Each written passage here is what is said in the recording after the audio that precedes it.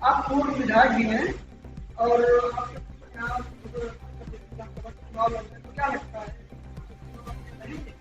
देखिए, ये तो कटहरी विधानसभा बीएसपी की सीट है और आज तक बीएसपी जीतती आई है। एक शंकरलाल माझी को छोड़ दे तो 91 से लेकर आज तक बीजेपी यहाँ बसपा ही चुनाव जीती है।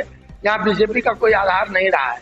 अब की बार कौन सी सरकार लगती है? जैसे अब की बार कटहरी विधानसभा में बसपा से कौन लड़ाई लड़ रहा है, सपा या भाजपा? देखिए, जो भी लड़ रहा है हम ही से लड़ रहा है। जो लड़ रहा है कौन लड़ रहा है? भाजपा लड़ रही है। देखिए, दोनों दो पॉकेट है। जो आधा कटहरी और बीटी एरिया है, जहाँ पिछली बार भी भाजपा स्ट्रांग थी, वहाँ भाजपा और हम लड़ रहे हैं, वहाँ समाजवादी नहीं है। और जो कटहरी सड़क के इस पार यानी आधी कटहरी और टांडा का क्षेत्र है, चूंकि इसमें समाजवादी के बेस वोट हैं, इसलिए यहाँ हमारे दलित और समाजवादी की लड़ाई है। लेकिन समाजवादी के बहुत सारे लोग, जब ये जो नेता यहाँ चुनाव लड़ रहे हैं ये बीएसपी में थे, तो उन्होंने समाजवादियों के ऊपर बड़ा अत्याचार किया है। इसकी वजह से समाजवादी का मूल वोटर बसपा के साथ है, क्योंकि हमारा पारिवारिक संबंध है। वो सब लोग जानते हैं कि हमारी जो नई पीढ़ी है वो इस देश को मजबूत करने वाली है, वो हिंदू मुसलमान सबको लेके चलने वाली है। हमारे पिताजी वालिद साहब भी ऐसे थे, हमारे भैया का यहाँ संबंध है, रिश्तेदारियाँ हैं, और हमारा बेटा भी कई भाषाओं का जानकार है। क्योंकि पढ़ने लिखने के बाद कोई आदमी मजबूत एक समाज को जोड़ने वाला व्यक्ति हो सकता है। हम लोग तो यही जिले तक लड़ाई लड़े, लेकिन सदन में अगर रितेश पांडे बोलता है तो मोदी जी भी हिलते हैं। ऐसे ही प्रतीक सिम्बोसिस से लॉ किया, ऑस्ट्रेलिया से LLM किया, वो कानून का जानकार है और गंगा जमुनी संस्कृति को बढ़ावा देगा।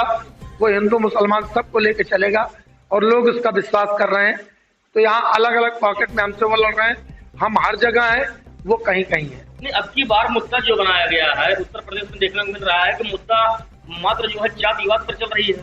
तो यहाँ पर क्या लगता है कि जातिवाद का यहाँ जातिवाद नहीं है, ये बीएसपी की सीट है। और जातिवाद पे अगर चुनाव होता तो मैं जो 48,000 निर्दल चुनाव में वोट पाता हूँ, वहाँ 8,000 से ज्यादा हमको नहीं मिलना चाहिए। हम सुल्तानपुर में लड़े, 1,29,517 वोट पाए। पिछली बार हम 2014 में वरुण गांधी के खिलाफ चुनाव लड़े तो 2,42,000 वोट पाए। हम अगर जात के आधार पर हमको मिलेगा तो हमको तो यहाँ कुछ मिलना ही नहीं चाहिए कटहरी में। अन्य पार्टियां तो जातिवाद पर कर रही है लड़ाई। देखिए, अन्य पार्टियां कर रही है, लेकिन छाया वर्मा के द्वारा पूर्व मंत्री की पुत्री ने कल अभी कहा कि सामंतवाद पर लड़ाई हो रही है। ये सामंतवादी जो है विचारधारा के लोग हैं, इनको बहुजन समाजवादी पार्टी टिकट दे रही है। बिल्कुल, इसके बारे में क्या करें? बिल्कुल, देखिए, सामंतियों के खिलाफ बीएसपी ही हमेशा चुनाव में और समाज में लड़ने का काम किए। और सामंतियों से लड़ने के लिए प्रतापगढ़ में, जौनपुर में, सुल्तानपुर में हमने अपनी पूरी जिंदगी खपा दिया है। सामंती आज किसी एक जात के नहीं है, सामंती हर जात में पैदा हो गए हैं।